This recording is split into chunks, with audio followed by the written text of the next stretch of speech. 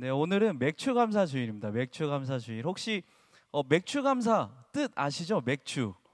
저는 어렸을 때 맥추감사 주일 생각하면 뭐가 떠올랐을까요?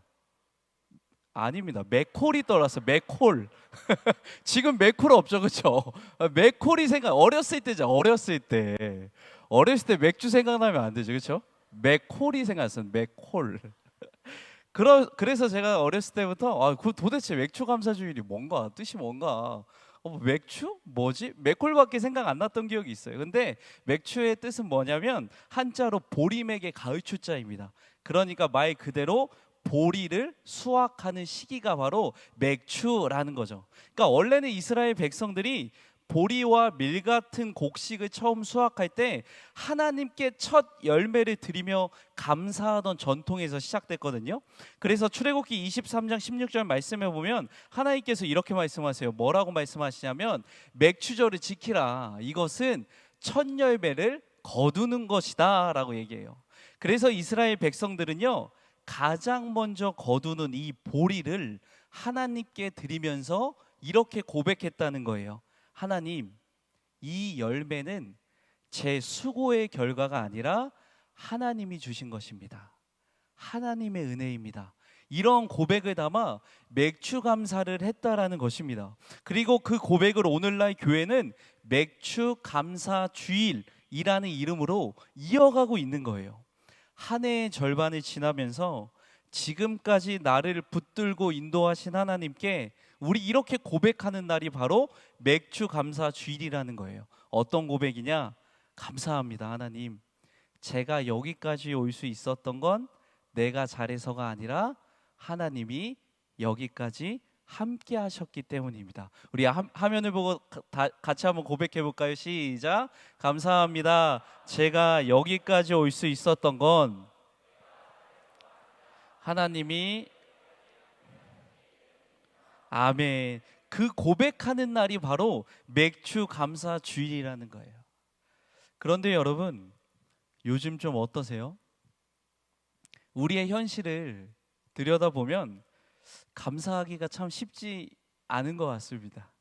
여전히 청년들의 경우 취업은 어렵다 그러고, 또 돈은 벌어도 돈은 벌지만 여전히 돈은 부족한 것 같고, 또 여러 가지 마음은 지치고.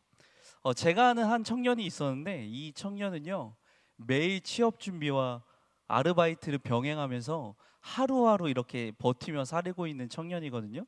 어느 날 이 친구가 저한테 이런 고백을 하더라고요. 어떤 말을 하냐면, 목사님, 교회에서는 감사하라고는 하는데 솔직히 뭘 감사해야 될지 모르겠어요. 하루하루가 너무 힘들어서 감사할 여유가 없어요. 근데 목사님, 도대체 뭘 감사해야 되죠? 어떻게 감사해야 되죠? 이런 말을 저한테 하더라고요. 혹시 여러분도 비슷한 생각한 적 없으십니까? 요즘 청년들의 현실뿐 아니라 우리 성도님들의 현실은 어떻습니까?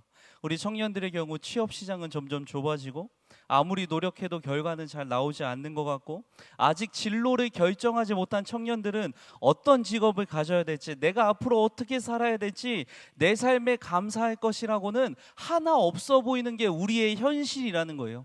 그러면 여러분이 이런 상황에서 그래도 감사해라는 말이 어떻게 들릴까요? 제가 이 청년, 아까 얘기했던 그 청년의 말을 듣는데 참 마음에 와닿더라고요. 그치? 교회에서는 감사하라고는 하는데 뭘 감사해야 될까? 우리의 현실을 보면 참 힘들고 어려운데. 여러분, 사실 우리도 그렇지 않습니까? 감사라는 말은 정말 많이 듣지만 현실에서 실천하기는 정말 어렵다라는 거예요. 혹시 여러분 지난 일주일 동안 몇 번의 감사를 하셨습니까? 저는 하루에 3번 하는 것 같아요. 밥 먹을 때 하나님 감사합니다. 하나님 이 음식 주셔서 감사합니다. 그 정도는 하시죠? 네. 그러면 우리가 왜 감사가 어려운 걸까요? 감사하라고는 하는데 왜 실천하기가 왜 이렇게 어려울까? 왜 감사가 어려울 건가? 심리학적으로 보면요, 감사가 어려운 2가지 이유가 있어요. 첫 번째는 뭐냐면, 사람은요, 결핍에 집중하는 경향이 있기 때문에 그렇습니다. 그러니까 쉽게 말하면 사람은요, 나에게 없는 것, 부족한 것에 더 집중하게 된다는 거예요. 이것을 뭐라고 부르냐? 결핍 중심적 사고라고 부릅니다. 그러니까 예를 들어 이런 거예요. 취업은 성공했지만 내가 쟤보다 더 좋은 회사 갔어야 됐는데, 또 이렇게 아쉬움을 느끼거나, 또 다른 사람들의 SNS를 보면서 얘는 이렇게 잘 나가고, 얘는 벌써 이렇게 여행 다니고, 얘는 벌써 차 샀다고 이렇게 자랑하고 SNS 올리는데 나는 왜 이 정도밖에 못하지? 나는 왜 이 정도밖에 안 되지? 나는 왜 저렇게 못 살지? 친구들의 삶을 부러워하고 남과 나를 비교하는 이유가요, 바로 나에게 없는 거, 부족한 것에 집중하는 결핍 중심적 사고 때문에 그렇다라는 거예요. 그래서 우리는요, 아무리 좋은 것을 가져도 나보다 더 좋은 것을 가진 사람을 보면서 끊임없이 비교하면서 어떤 생각을 하냐? 나는 불행하다. 내가 아무리 대기업에 취업했어도 더 큰 대기업에 취업한 그 친구 보면서 나는 고작 이 정도, 난 고작 삼성밖에 취업 못했어. 아이씨, 나는 고작 하버드야, 이 바보. 이런다고요. 나는 고작 서울대밖에 못 갔어. 이렇게 한다고요. 이렇게. 제가 최근에 어떤 중학생 친구가 기말고사 끝났잖아요. 시험 끝나는데 펑펑 울면서 전화하더라고요. 그래서 야, 왜? 뭔 일 있냐? 목사님, 저 다 올백인데 2개 틀렸어요. 그러니까 그 2개 보는 거예요. 결핍 중식적 사고 때문에 이게 올백 빠진 애랑 비교하면서 바보, 나는 이게 안 된다. 그러니까 바로 이것 때문에 우리는 감사할 이유를 못 찾는다는 것입니다. 그리고 감사가 어려운 두 번째 이유는 뭐냐? 부정적 편향성 때문에 그렇습니다. 그러니까 우리의 뇌는요, 긍정적인 경험보다 부정적인 경험을 더 강하게 기억합니다. 그래서 칭찬 10마디보다 비난 1마디가 더 크게 남는 이유가 바로 이것입니다. 이것을 부정성 편향이라고 불러요. 그러니까 예를 들어 하루 동안에 좋은 일이 9개 있었어요. 너무 행복해요. 그런데 갑자기 직장 상사나 학교 교수님이나 어떤 선배나 또 친구나 혹은 우리 가족한테 들었던 그 아침에 들었던 그 부정적인 말, 혹은 갑자기 지나가다 들었던 그 부정적인 말이 우리의 하루를 망쳐버린다라는 거예요. 그래서 그 아침에 그 한마디 들어오는데 우리의 뇌는 부정적인 거를 더 강하게 기억하기 때문에 그 부정적인 그 마음이 하루 종일 간다는 거예요. 제가 아는 청년이 한동안 교회를 안 나오더라고요. 이상하게. 그래서 제가 무슨 일이 생겼나 해가지고 전화를 했거든요. 그러니까 무슨 일이 있대요.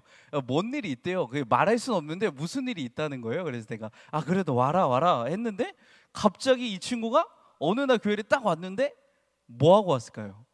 성형을 하고 온 거예요. 성형을. 그러니까 원래도 예뻤거든요. 야, 너 원래도 예쁜 애가 뭐 더 예뻐지려고 성형을 했냐? 그랬더니 하는 말, 이 친구가 뭐라고 얘기했냐면, 오랜만에 중학교 친구를 만났는데 그 친구가 한마디 했대요. 야, 너도 눈이 뭐냐 이거? 야, 너 코가 뭐냐?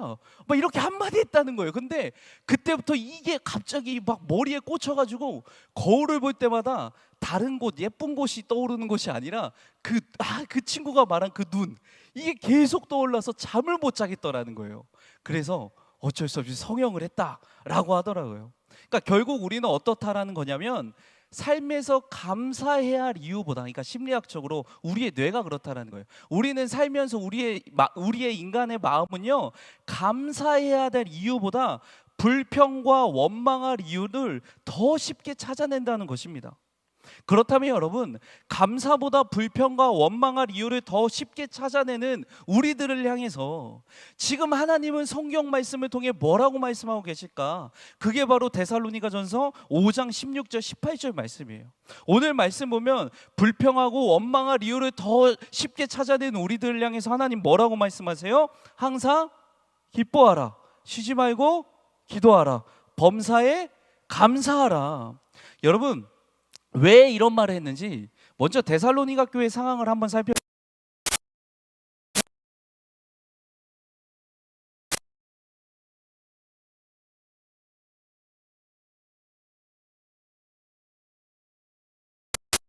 아이가 튀어서 이성적으로 막 그리고 교인들의 삶을 몰라서 이런 말을 했을까? 아니라는 거예요. 여러분, 바울은요, 현실을 모르는 이상주의자가 아니었다는 것입니다. 그러면 바울이 이 편지를 썼을 때 데살로니가 교회는 어떤 상황이었냐면, 그러니까 우리가 읽지는 않았지만 사도행전 17장을 보면 데살로니가는 마케도니아 지역의 중심 도시였고, 데살로니가 교회는요 바울이 2차 전도 여행 중에 세운 교회였습니다. 하지만 이 데살로니가 교회는요 세워진 지 얼마 되지 않아 큰 박해를 받았어요. 어떤 박해를 받았냐? 외적으로는, 그러니까 교회 외적으로는요 정치적 종교적 박해가 있었습니다. 그러니까 당시 로마 제국의 통치 아래에서 기독교 신앙을 가진 사람들은 배교를 강요당하거나 핍박을 받았는데 이유는 딱 한 가지였어요. 바로 로마 제국의 황제를 숭배하지 않았기 때문에 그래요. 한마디로 로마 황제가 구세주 메시아인데 이 기독교인들은 누구를 메시아 구세주로 고백하고 있죠? 예수님을 구세주와 메시아로 고백했기 때문에 로마 사회에서는요 이들은 정치적 반역자로 간주되었다라는 거예요. 야, 로마 황제가 로마 제국 아래 살아가고 있는 너희들을 살려줄 분, 너희들을 통치할 사람은 로마 황제인데 뭐? 너희들을 살려줄 분, 너희들을 통치하는 분이 로마 황제가 아니라 누구라고 고백했다고요? 예수님입니다 고백하니까 당시 정치적으로는요 이 사람들은 반역자였다는 거예요. 그렇게 박해를 당했습니다. 또 종교적으로는 어떤 박해를 당했냐? 유대인 종교 지도자들은요 그 당시 기독교인들을 이단으로 규정하고 지속적으로 압박했습니다. 그래서 유대인 중에 예수님을 구세주로 고백하는 자들이 생기면 가족에게서 버림받기도 했다는 거예요. 이렇게 외적으로 로마의 정치적 박해와 유대인들의 종교적 핍박이 있었다라는 거예요. 여러분, 이것뿐만이 아니죠. 교회 내적으로는 또 어떤 상황이 있냐? 여러분, 당시에 데살로니가 교회 사람들이 힘들고 어렵지만 믿고 있었던 한 가지가 있어요. 뭘 믿고 있었을까요? 이 데살로니가 교회 사람들이 믿고 있었던 한 가지, 그건 바로 무엇이냐면 바로 예수님의 재림이었습니다. 예수님의 재림. 왜냐하면 여러분, 예수님이 부활하시고 하늘로 올라가시면서 뭐라고 말씀하셨어요? 내가 곧 올 거다. 내가 곧 올 거다. 여러분, 그래서 이 사람들이 이렇게 생각하고 있다는 거예요. 우리가 지금 어려움이 있고 핍박당하고 박해받고 있지만 예수님이 우리를 구해주러 오시겠다, 곧 오시겠다고 말씀하셨으니까 우리를 구해주러 오실 거야, 이렇게 생각하고 있었다라는 거예요. 그래서 일부 성도들은 어떤 생각을 갖고 살아가느냐? 아, 예수님이 오시는데 무슨 일이야, 그냥 실컷 놀다가 즐기다가 하늘나라 가야지, 이러면서 삶을 놔버린 사람들도 있었고, 또 어떤 교회 성도들은 이런 생각을 했어요. 아니, 예수님이 다시 오신다고 했는데 5년이 지나도 안 와요. 10년이 지나도 안 와요. 그 예수님이 지금 2000년 지났어요. 그렇죠? 근데 그 당시만 해도 예수님이 올라가신 지 이제 몇 년 안 됐으니까 이들은 밀었을 거 아니에요. 아버지가 아빠 곧 갔다 올게 하면은 뭐 1시간 2시간 뒤에 오겠지. 근데 아빠가 하루가 지나도 안 오고 이틀이 지나도 안 오고 3일이 지나도 안 나요. 연락도 안 돼요. 그럼 이들 마음이 어땠을까요? 바로 예수님의 재림이 그랬다라는 거예요. 5년, 10년, 20년이 지나도 예수님이 다시 오지 않아요. 핍박은 더 강해져요. 억압은 더 강해져요. 그런데 아무 일도 예수님이 다시 오시거나 하는 일이 일어나지 않는다라는 거예요. 그래서 어떤 사람들은 믿음이 흔들리기 시작합니다. 우리가 혹시 잘못된 길을 가고 있는 건 아닐까? 우리가 믿고 있는 게 진짜 맞는 길일까? 나 다시 유대교 돌아갈까? 아니, 그냥 로마 황제를 메시아라고 믿을까? 그래서 기독교 신앙을 저버리는 사람들이 발생하는 상황이라는 거예요. 그러니까 한마디로 지금 데살로니가 교회 성도들은요, 교회 외적으로나 교회 내적으로나 기뻐할 만한 상황, 감사할 만한 상황이 전혀 아니었다라는 거예요. 그런데 바울은 이런 상황에 처해 있는 데살로니가 성도들에게 지금 어떻게 말했다고요? 항상 기뻐하라, 쉬지 말고 기도하라, 범사에 감사하라. 그럼 도대체 이게 무슨 뜻일까? 그냥 항상 기뻐하라고, 기도하고 감사하라는 의미인가? 여러분, 우리 하나씩 살펴보면 이 항상 기뻐하라가 어떤 의미냐면, 여러분, 이 항상이라는 단어가 헬라어로 판토테인데 이 뜻은요, 모든 상황에서 변함없이 지속되는 것을 의미합니다. 그러면 기뻐하라는 것은 무엇이냐? 헬라어로 카이레테인데 이것은요, 감정적인 기쁨이 아니라 하나님과의 관계에서 오는 깊은 내적인 기쁨을 의미합니다. 그럼 여러분 질문 드려볼게요. 왜 하나님과의 관계에서 이러한 깊은 내적인 기쁨이 우리에게 생길까요? 이유는 딱 하나죠. 하나님이 내 삶을 인도하고 계신다는 믿음 때문에 그렇습니다. 지금 우리의 현실은 힘들고 어렵지만 내가 믿는 하나님은 선하시고 지금도 나의 삶을 하나님이 인도하고 계신다고 믿을 때 우리는 환경을 넘어선 기쁨을 누릴 수 있다는 거예요. 여러분, 현실이 기뻐서 나한테 기뻐하는 일이 생겨서 기뻐할 수 있는 것이 아니라 내 삶은 여전히 힘들고 어렵고 막막하지만 내가 믿는 하나님은 선하시고 내 삶을 인도하고 계신다는 그 신뢰가 기쁨을 가능하게 한다는 것입니다. 그래서 바울은요, 믿음이 흔들리고 있는 데살로니가 성도들에게 이렇게 말하는 거죠. 지금 상황이 어렵더라도 환경에 흔들리지 말고 선하신 하나님께서 너희의 삶을 인도하고 계신다는 것을 믿으라는 거예요. 그러면 그때 뭐 할 수 있다? 항상 기뻐할 수 있다는 것입니다. 그래서 사랑하는 여러분, 기쁨은 주어지는 것이 아닙니다.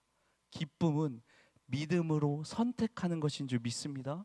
나의 상황은 힘들고 어렵지만 선하신 하나님이 나를 붙들고 계신다. 이것을 믿고 선택할 때 내 안에 기쁨이 생긴다는 것입니다. 그리고 두 번째는 쉬지 말고 기도하라입니다. 여러분, 이 말은요,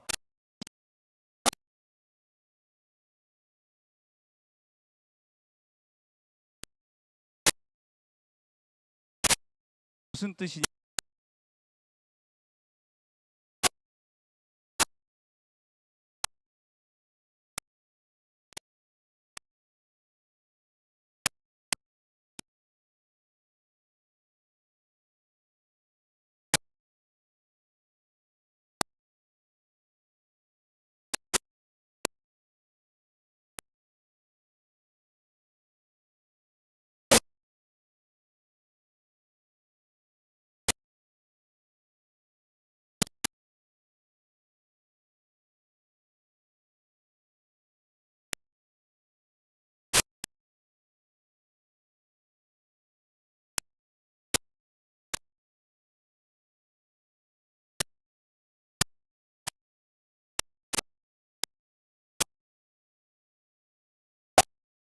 한 사람들이 그 사람들에게 우리가 마음을 열고 이렇게 좀 이렇게 힘든 거 털어놓으면 그래도 좀 마음이 괜찮아지지 않습니까? 그러니까 기도가 바로 그렇다라는 거예요. 삶이 힘들고 어려운 순간순간마다 그거 마음속에 간직하지 말고 하나님께 대화로 털어놓으라는 거예요. 그래서 한마디로 여기서 바울이 말한 기도는요, 특정한 시간이나 장소에서 이루어지는 것이 아니라 그냥 매 순간 힘들면, 아, 하나님 저 힘들어요. 하나님 오늘도 저와 함께 해주세요. 그러니까 나의 삶 전체를 하나님 앞에 마음을 열으라는 것입니다. 그리고 다음으로 범사에 감사하랍니다. 제가 이 말이 가장 어려운 말 같아요. 이 범사는요, 단어가 헬라어로 엠판티인데 이것은요, 모든 일에 어떠한 상황이든 예외 없이 라는 뜻입니다. 그러니까 이 범사, 이 모든 일이라는 뜻이죠. 이 헬라어 엠파티는요, 좋은 일에만 감사라는 의미가 절대 아니에요. 한마디로 좋은 일, 나쁜 일, 힘든 일, 어려운 일, 속상한 일까지 다 포함해서 어떠한 상황이든 예외 없이 감사라는 것입니다. 그럼 여러분 한번 생각해 보자고요. 좋은 일, 나쁜 일, 힘든 일 속에서 우리가 어떻게 감사할 수 있겠습니까? 지금 데살로니가 성도들은요, 핍박당하고 박해받고 있어요. 그러면 그때 감사합니다. 오늘 덜 아프네요. 뭐 이렇게 감사할 수 있었을까요? 그게 아니라는 거예요. 그런데 바울이 말한 이 감사라는 것은요, 어떤 의미냐면 박해와 불안 속에서도 하나님은 여전히 우리를 돌보신다는 믿음의 고백을 하라는 것입니다. 그래서 여러분, 바울이 말한 감사는 어떤 의미냐? 결과에 대한 반응이 아니라 하나님의 주권을 신뢰하는 믿음의 표현이라는 것입니다. 내가 대학교에 합격해서, 내가 취업에 성공해서, 내가 돈 많이 벌어서, 내가 무언가를 이뤄서 내 삶에 어떠한 좋은 결과가 생겼기 때문에 나타나는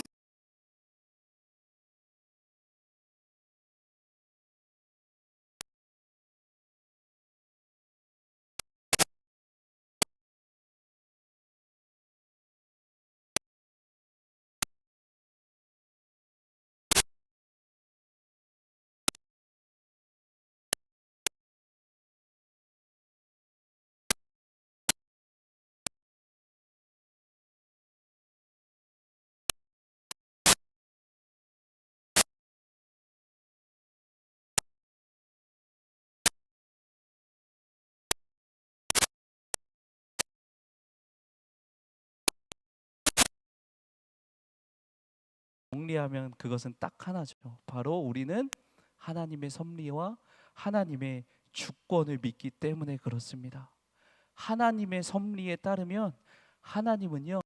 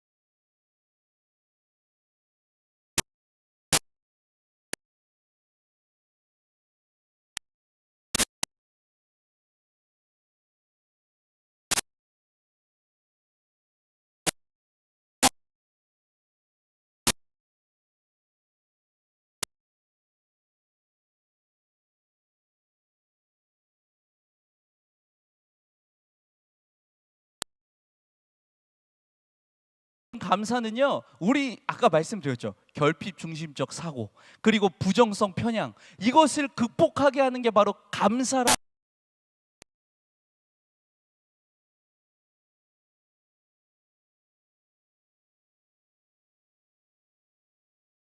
선을 이미 받은 은혜로 돌리게 한다는 거예요. 그래서 감사는요, 불평과 원망으로 가득한 마음을 하나님의 은혜로 채우게 된다는 거예요.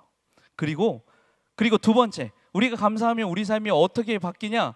따라해 볼게요. 감사는 미래를 향한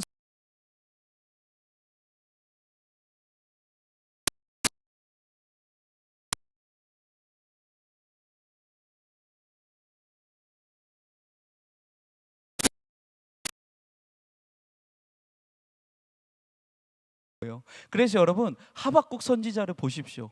이 하박국 선지자, 이 상황도 진짜 말도 안 되는 상황이거든요. 힘들거든요. 근데 이렇게 극심한 고난 속에서도 이 하박국 선지자가 하나님께 감사하면서 미래의 소망을 붙잡았는데, 그때 이 선지자가 했던 고백이 뭔지 아십니까? 무화과 나무가 무성하지 못하고 포도나무에 열매가 없어도 나는 하나님 여호와로 인해 즐거워하겠다. 우리 이 고백할 수 있게 된다는 거예요. 그래서 여러분, 하나님, 이 감사는요, 더 나은, 하나님께서 더 나은 미래를 준비하고 계심을 믿는 고백인 줄 믿습니다. 그러면 제가 이렇게 끝내고 여러분 이제 감사하십시오 하면 또 어떻게 감사해야 되지? 또 이제 궁금하실 수 있잖아요. 그래서 제가 간단하게 네 가지 알려드릴게요. 삶에서 감사를 실천할 수 있는 방법 네 가지, 정말 간단합니다. 그럼 삶에서 어떻게 감사할 수 있을까? 적으실 분들은 적으셔도 돼요. 첫 번째, 감사 노트 쓰기. 감사 노트 쓰기. 그러니까 매일 잠들기 전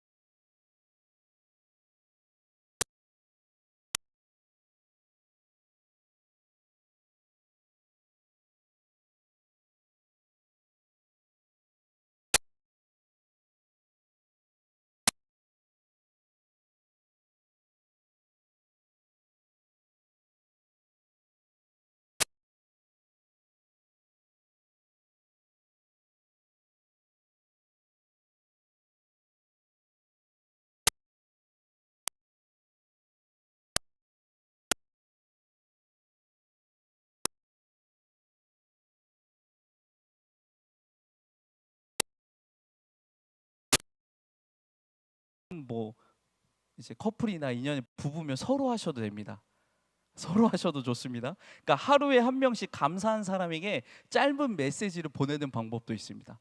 오늘도 당신이 내 남편이라서, 내 아내라서 너무 감사해. 내일부터 한번 해보십시오. 에 너무 좋을 것 같지 않습니까? 그리고 세 번째는 또 뭐냐? 기도 시간에 먼저 감사로 시작하기. 이건 뭐냐면 기도를 시작할 때 먼저 감사로 시작하는 거예요. 하나님, 오늘도 나에게 하루 주셔서 감사합니다. 내가 숨 쉴 수 있으면 감사합니다. 그러니까 우리가 기도의 초점을 문제 해결이 아니라 감사로 먼저 시작해 보자는 거예요. 그래도 감사하자. 그리고 마지막 네 번째, 감사로 하루를 마무리하기입니다. 잠들기 전에 짧게라도 우리 하나님께 감사 기도하면서 하나님, 그래도 감사합니다. 그래도 오늘 하루 잘 마무리할 수 있게 되어서 감사합니다. 이렇게 고백하는 것입니다. 그럴 때 감사가 쉽지 않은 이 시대 속에서 우리가 믿음으로 감사를 고백하며 살아갈 때 우리 안에 참된 그 하나님과의 관계에서 오는 내적인 기쁨과 평안이 찾아올 줄 믿습니다. 우리 제가 기도하겠습니다. 하나님, 삶의 현실이 벅차고 감사를 느끼기 어려운 순간에도 우리를 포기하지 않으시고 사랑해 주시는 하나님 은혜에 감사드립니다. 감사는 감정이 아니라 믿음의 선택임을 오늘 말씀을 통해 배웠습니다. 상황이 아닌 주님의 신실하심을 바라보며 믿음으로 감사하기를 원합니다. 결핍보다는 은혜를, 두려움보다는 신뢰를 선택하게 하시고 우리 삶에 이미 주신 축복들을 깨닫고 누릴 수 있도록 도와주시옵소서. 감사로 우리의 시선이 바뀌고 감사로 우리의 내일이 회복되게 하여 주시옵소서. 예수님의 이름으로 기도합니다. 아멘.